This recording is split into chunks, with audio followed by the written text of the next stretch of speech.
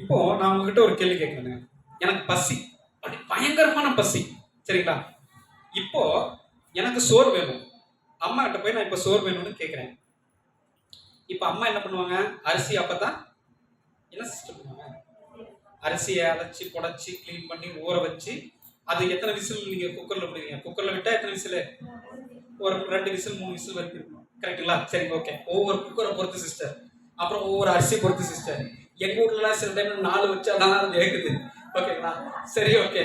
சரி, இப்போ எனக்கு பயங்கரமான பசி, அதாவது உயிர் போகிற பசி, கொலை பசி. ஆனா அந்த அரிசி வெந்து அது சோறு ஆகணும்னா எவ்வளவு நேரம் ஆகும் சிஸ்டர்? ஒரு அரை மணி நேரம் ஆகும். ஒரு 10 நிமிஷம், அரை மணி நேரம் ஆகும் அப்படின்னு வச்சுக்கலாம்.